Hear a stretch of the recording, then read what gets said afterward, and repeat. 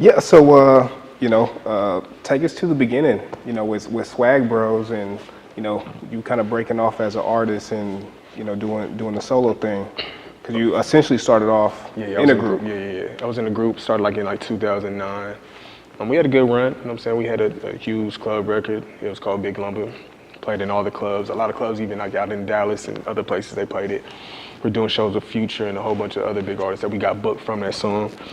But I mean, we had our little run for like 8 years. Time passed and situations happened, and the situation in Chicago is where I was trying to do something different. I was trying to get away from El Paso and do something different. And so you guys started off in El Paso? We started off in El Paso, you know what I'm saying? So my dude Shin Kerr, who's an actor, who played in the movie Glory Road, he lived out there. So I was staying out there, and he was like, bro, y'all come out here, I'm gonna get y'all y'all can host the clubs out here, you know what I'm saying? Try something different. I was like, that sounds like an amazing idea, because I felt like we've done all we could in El Paso. Okay, so it's time to branch out. It's time to branch out, you know what I'm saying? Let's try something else, let's make some moves elsewhere. I told him the situation, he was like, cool, I'm with it.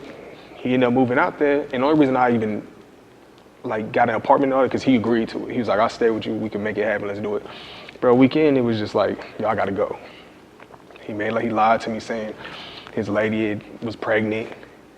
You know what I'm saying? So I'm like, okay. If that is the case, I didn't want to be the person to be like, oh no, you can't go back to your pregnant wife. Yeah. You know what I'm saying? He basically abandoned you out there. Yeah, so he put me in a tight spot. He left me in a bad situation because I found out she wasn't pregnant. And he was even telling other people like, oh, I'm going back to barber school and stuff. So after he kind of found out she wasn't pregnant, he didn't go back out to Chicago? No, he didn't come back. Okay. And I kind of told him, I was like, yo, you get on this plane, bro, that the group, SB3, Swag Bros, whatever you want to call it, is done. It's a done bun. And sure enough, he got on that plane, he left. But it was a blessing, man. My dude, Julian Stone, who plays he used to play for the Nuggets and the Raptors. He was in Italy. He's currently in Italy. He hit me up and he was like, yo, I need you out here. He's like, I got you booked shows, you hosting clubs, I got you ready interviews. So I'm like, bro, say less. I'm on the next flight. I swear, I think it was literally huge opportunity. Yeah, I was like, yeah, especially just be pretty much, and it was crazy, I didn't have no solo records. I was literally, he gave me a week. He's like, yo, you got a week. I'm like, bro, I don't even have my own music. So I'm literally I found a studio in Chicago, and I'm knocking out boo-boo ass records. It was straight trash. I would never perform, but I needed something. But man, I went over there, you thought I had a hit, but they was singing the words, they was rocking with it. To me, it just wasn't put well together, because I like to take my time, and just the music wasn't to me what I would do. But sure enough, man, I went out there. I was out there for 2 months doing shows in Milan and all over. Man, it was a blessing. Came back to the States, and here I am today. So why not stay out there, since you're seeing the success? You kind of building a following out there. I mean, I think I do want to go overseas. You know what I'm saying? But I think I need to be in LA where I'm at now. Just to, like I said, I'm doing the stuff with Ricky. That's gonna be huge. I just need to be in the mix, and I need to drop, when I drop my album, I think I'll be able to go out there with more content. So maybe I won't be going out there doing them same little whack records I was doing before. So now I have content that I could go out there, and it has meaning to it and purpose, you know what I'm saying? So I could touch people out there in a different way now. So, but that's definitely in the plans. I mean, I love overseas. They show so much love, so I definitely want to possibly venture off. We supposed to be doing that again, so we'll see what happens. PapiPhilly, 2019. You got Letters to My Ex that dropped in December. Yeah. Music video came out January. In Letters to My Ex, you talk a lot about depression. You talking a lot about your feelings, and really putting yourself out there in a way that no other artist is really doing, as far as just kind of being vulnerable. But talk to us about depression, and how close that is to you and what it means to you. It's extremely close, man.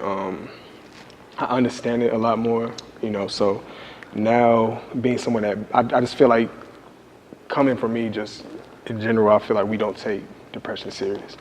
And now being someone that battles that every day, it's hard.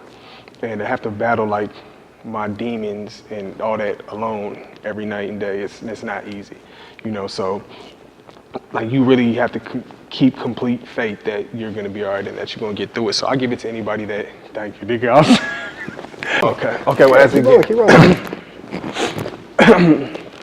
Yeah, so it's being someone now, I understand it and I appreciate it a lot more, and I just feel like, this is just me in general, I don't feel people take it serious nowadays. And it sucks because it's hard. Having to battle your demons each and every day on your own is not easy. So you basically got, you know, firsthand knowledge of it because you went through the stuff with your ex Exactly. In California while you were living in Vegas and really commuting back and forth. And, you know, you basically kind of, kind of leaned on her. Yeah. And she was basically like your support system and you know, having that fall through, you know what I'm saying, and being homeless and living out of the car, you kind of got firsthand knowledge of depression. And yeah, man, it was unexpected, you know. It wasn't easy to adapt. It was something I had to accept, but that whole little situation, she's all I knew, you know, when I first moved out there. So the fact that she knew everything about me on top of just everything else, man, it was kind of crazy because it's like LA, it was my first time moving out there, living out there, and she's all I knew. So everything we did, like if I seen a white Mercedes Benz, I'm tripping. Like, I'm mad, I'm sad, I'm wondering if it's her, I'm trying to see if it is her, you know what I'm saying? Like so many, you having so much, flashbacks. yeah, you know what I'm saying? Like so much is going through my head. And then, you know what I'm saying? Like to sleep, man, I was homeless for seven months. And nobody knew, like very few people knew, but I wasn't like, I go bowling, so we go bowling with Kanye's cousin. It's me, Kanye's cousin, who's Ricky, my brother Ricky, Drama, Stilo Brim comes every now and then, and we go bowling every Tuesday. And you know, they see me bowling, they don't even know.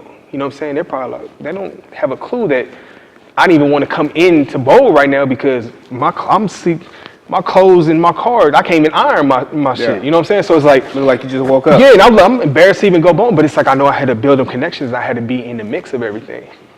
So like it's like nobody knew, and I just recently told Ricky when I was out there to finish some of my album and music videos. I kind of told him, and he was just like, "Bro, why didn't you tell me?" I'm like, honestly, bro, that's something I needed to go through and handle myself. You know what I'm saying? Like I don't want it to be like where I feel like you need a handout or nah, something. yeah. I've never been that person, you know what I'm saying? Like even with my ex, like she knew everything about me. I didn't ask, hey, can I stay with you? She knew my situation. I told her I was sleeping in the studio by the stove to keep warm, and she was like, nah, like someone I'm talking to, I don't want them like, I got a couch if anything. So I started going over there and staying with her, you know what I'm saying? And then that's just what it was, but it wasn't, I never asked for that, you know, and that's what made me, that's why I think depression hit me so hard and like everything that's going on is like, I know I truly love this woman because I honestly, bro, at that moment I was like, this is a blessing.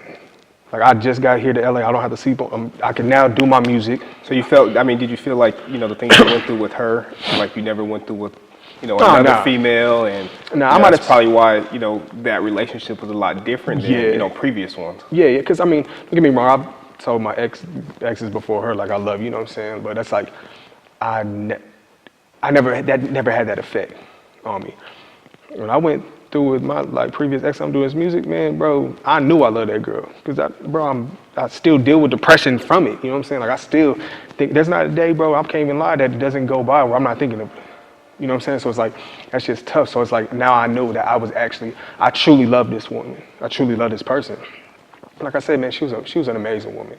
She was dope. She said to me, she knew my situation. She said to me how I was, and I mean, it's just unfortunate. You know, this is what's going on, but I mean, it's life. You know, it's helped me grow as an artist and just a person in general. So. Okay.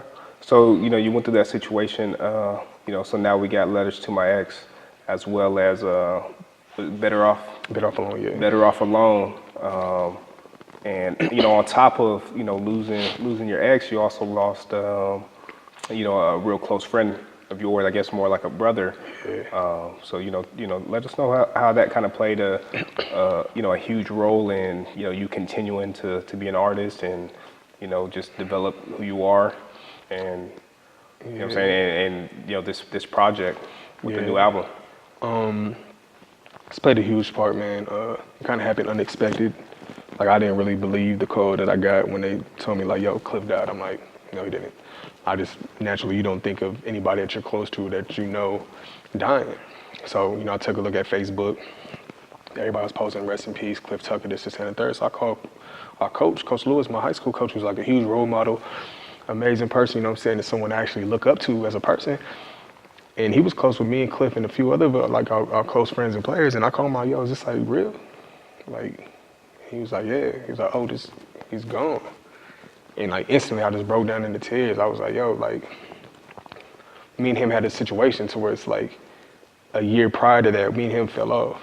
Then I'm talking about from him going to every single show, being on the stage with me next to my mom. Like he called my mom, I called his mom. Like the fact that we fell off on something that I could have prevented, you know what I'm saying, as a man. Like I wish I was the person I am today to be able to handle that situation better and like kind of talk to him and be like, yo. But you didn't get that chance. I didn't get that chance, you know what I'm saying, to be like, yo, this shit ain't working. Like, you know, things up. Yeah, like to clear, like, bro, this, you know, but it was on me, whatever, like, the fact that he's gone and I wasn't able to do that, bro, it kills me, it eats me inside every day. And it sucks, but, I mean, I know at the end of the day, like, I mean, he knows where my heart is, you know what I'm saying, and he knows I loved him like my brother, like he was my brother, I called him my brother, so he knows I loved him to death, man, so it's like, that's why I wear him, you know, in my heart, you know, I got this chain to, you know, keep him close to my heart. Everywhere I go, he's still rocking with me at every show, so.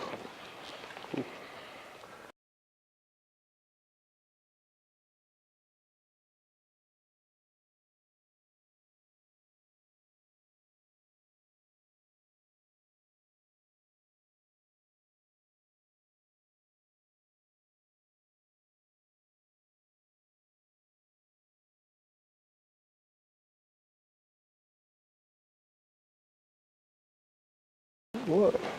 Yo, what's good? It's your boy PapiPhilly checking in one time. Hey, we just did an exclusive interview right now with my boy Ness. Make sure you go follow him at ness.tv. Got all the exclusive interviews. We out here right up. I started backwards, huh? You good? Yo, what's good, world? It's your boy PapiPhilly checking in one time. Make sure you go check out my new music video, Letter to My Ex. And make sure you go check out all my records on Spotify, Apple Music, iTunes, all that. PapiPhilly. Follow me on Instagram at PapiPhilly. Just Google your boy. Just Google PapiPhilly. You're going to find all that, man. But anyway, man, we just got done knocking out this exclusive interview with my man's Ness. Make sure you go follow him, ness.tv. You see it right there. On Instagram, on Facebook. All exclusive interviews, man. That's how we doing it, man. So make sure you go follow him. Follow your boy. Love ya. Swear to God.